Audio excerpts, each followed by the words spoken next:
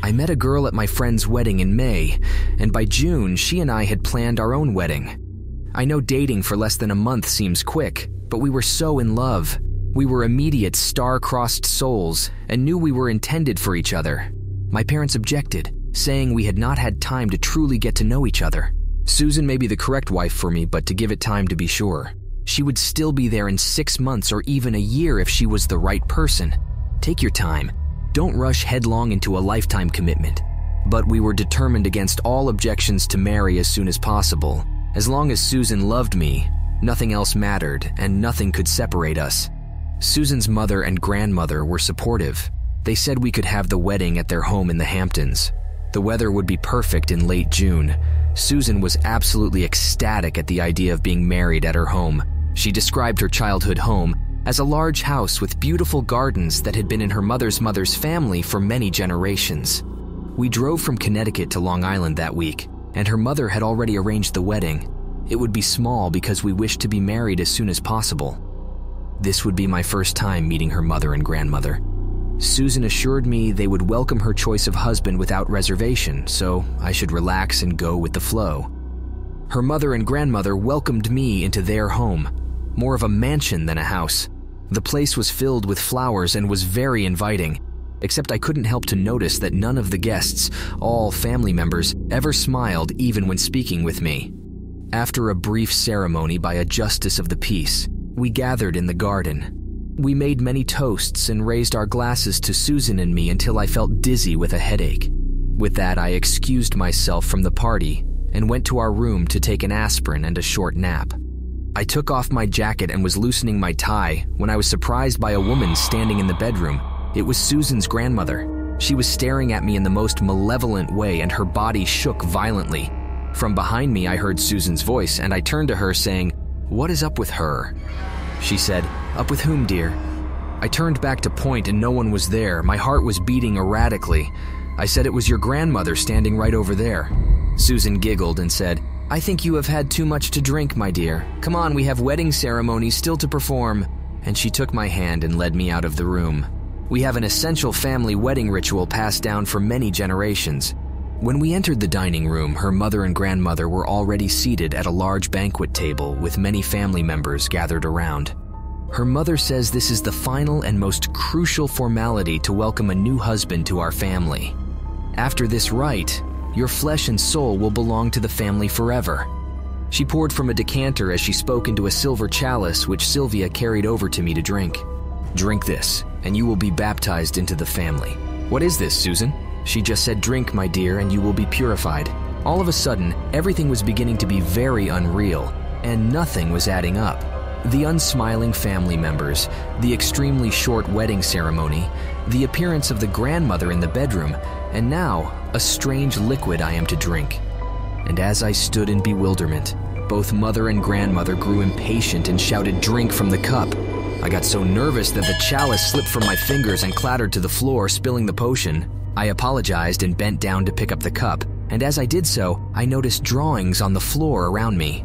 I heard the grandmother shout, "You fool!" and I knew that I was in danger. Susan's mother roared into a rage and, out of nowhere, raised a hatchet. I turned and ran for my life, but the house was large and now dark with the lights off. The best I could do was hide behind a door. I could hear Susan's mother shouting at Susan, "We must finish the exorcism, or we will lose everything. All our magic and all our beauty and wealth will be gone. We must complete the ritual as your grandmother has done, as I have done, and as you must sacrifice your husband now before dawn." I heard this from behind the door, and I was so scared I nearly passed out, and my head hit the door and made a bang. The three women ran in my direction, the mother with her hatchet.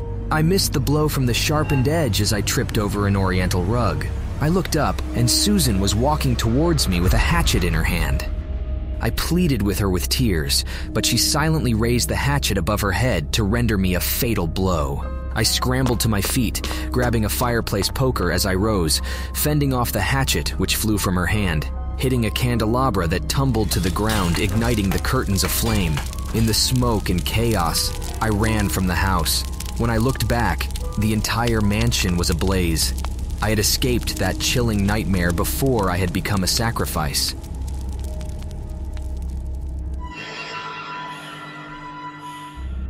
This story occurred about 20 years ago when I was 10. I'm the youngest in a family of 5. My oldest sister was 21 and the first to get married. My 2 other sisters, the second and third oldest in the family, were to be bridesmaids, as they were 19 and 17. My brother was to be an usher, and I, the youngest, was to be the flower girl. My sister and my parents disagreed over whether this was a church wedding or a justice of the peace non-religious wedding. My parents were devout Catholics, and my sister and her fiancé were non-believers. It was worked out that it would not be in a church, but a priest would officiate to please my parents. The biggest dilemma was finding a reception hall for the wedding and dinner after. All the venues were either booked or beyond the wedding budget. This frustration carried right through to the florist, photographer, caterer, and whomever else is involved in planning a wedding. After a few short weeks, my sister was borderline hysterical when she accidentally happened upon a notice for a historic mansion renting for special events. The flyer showed the estate in pictures in its original grandeur and illustrated the splendor of parties celebrated there over the preceding decades. When my sister called, they offered her a deal she could not refuse. If she paid up front, the mansion owners would make improvements to make it a special event. The final touches were put onto the mansion a week before the wedding. I remember my sister gushing about how fantastic the house would be for her wedding. The owners spared no expense in restoring the mansion to its former glory. The actual ceremony went beautifully, and everything flowed throughout the house seamlessly. After the ceremony was the obligatory family and wedding party photos. For this, my sister had arranged a very talented photographer who was well known for capturing the special moments of a wedding. She also gave me a disposable Kodak camera with instructions to take as many silly pictures as possible. It was half to keep me occupied, since wedding photos are notoriously hurry up and wait with nothing to do for a kid. It really was great fun, and I took a million pictures. When we returned to the reception from the photo session, most of the party was drinking and enjoying the hors d'oeuvres, listening to a quartet, and chatting and laughing.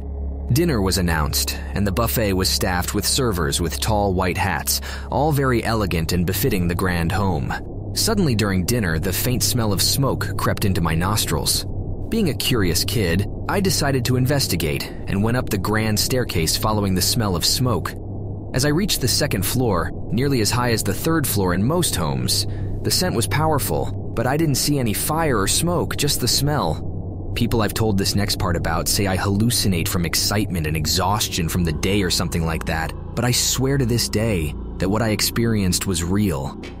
As I walked down the hallway, the doors to the rooms started opening and closing by themselves. They were slamming so loudly that it hurt my ears. I ran down the hall and turned a corner that led to another huge room, and in the center of that room was a man hanging from a chandelier, and under him was a roaring fire. I screamed and ran back in the direction that I had come. As I ran, I heard a child giggling. I looked over my shoulder, and there was a little girl about my age in the hallway. I shouted to her to run. The house was on fire. I began to run again, but after a few steps I turned again and looked back, and no one was there.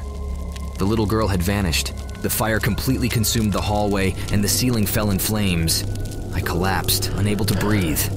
2 hours later, I woke up in the backseat of the car with my father driving, and my mother saying it was a wonderful wedding.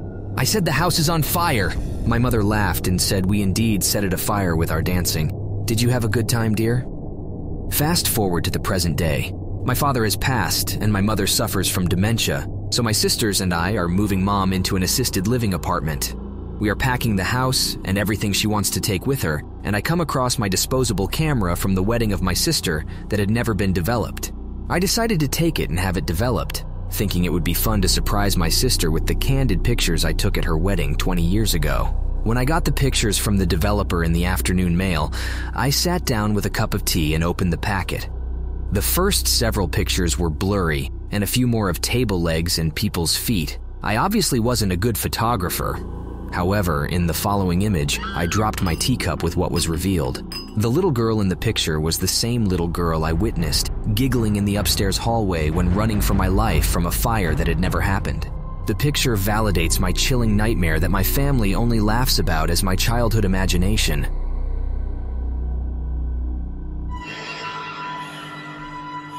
I'm 33 years old and never married. Not that I don't want to get married, I just have never found the right guy. Or rather, he has yet to find me. My parents keep pushing me with all the clock is ticking for having a family kind of stuff. I just say I'm still kissing frogs. They put tremendous pressure on me when the family gets together.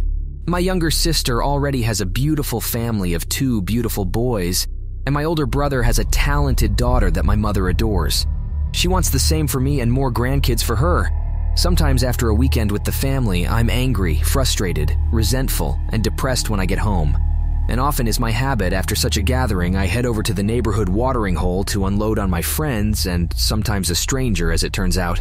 After one family gathering, I had a tequila margarita venting to my girlfriends when a man the next table over, whom I did not recognize, spoke up with this strikingly rugged voice that immediately drew me in. The voice was enshrined in this gorgeous body of a man, which also didn't hurt his interruption. It sounds like your parents don't get you. I can see you are a free spirit who plays by your own rules. That sappy line went straight to my emotions, and I just about gushed my entire life story to this stranger. He commiserated with me until the last call was sounded. I invited him back to my place for a nightcap, and he accepted. I was totally into this cowboy. He had the boots, belt, and walk to go with it, and he totally understood my resentment of the family pressure to get married. And that is when the craziest thing happened. He said in a very confident voice, "The Chapel of Flowers is only a 4-hour drive from LA. We could be in Las Vegas before sunrise. You can finally tell your mom you met a man and are married." This guy struck every chord in my body for the wildest reasons. Eloping to Vegas with a man I met 5 hours ago was a terrible idea. In my gut, I knew it was a ludicrous idea, but I wasn't thinking that way at the moment with the alcohol in my veins and the frustration with my family. I thought I'll show them and get married on my own terms, even if it was a spur of the moment. But hey, that's been my life. And if it doesn't work out, it isn't like we can't get divorced. That would really drive a nail into my family. I think I was angrier than in love, but I said yes. It was 2 a.m. as we drove. It was crazy and exciting. We laughed and talked about getting married at the Chapel of Flowers, which is open at 9 a.m. on weekdays, performing marriages without questions. We joked we would take the $299 basic package for the intimate ceremony with a basket of flowers and wedding photos. We could marry right after breakfast and be back in LA for my afternoon shift at work. To be honest, I knew nothing about my Insta-fiancé. I didn't know where he was from, where he lived, what he did for work, or even his last name. And when I asked him his last name on the drive to Vegas, he laughed and said, "You will know soon enough." As I sobered, I still didn't know why I was going through with this. Even the thought of showing off to my parents and getting even with them was fading, which was the whole instigation for this charade in the first place. About half an hour from Vegas, I noticed we turned off the highway onto a rural route. No gas stations or rest stops, just an empty road in the desert. I said, "We are a long way from Vegas.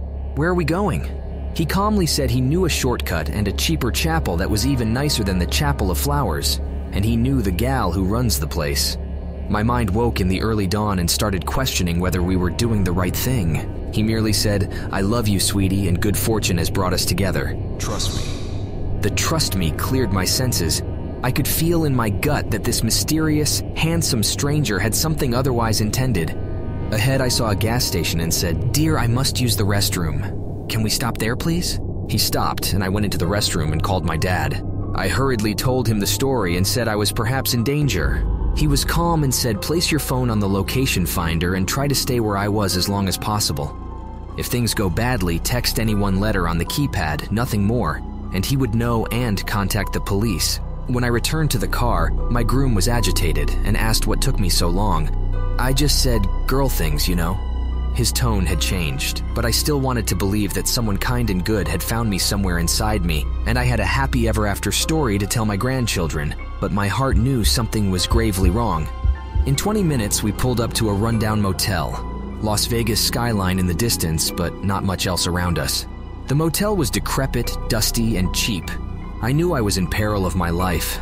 I silently fingered a key on my cell phone and pushed send. He parked in front of one of the rooms and said, "Wait here. I know it looks terrible, but it is a secret place everyone knows uses for a quick wedding."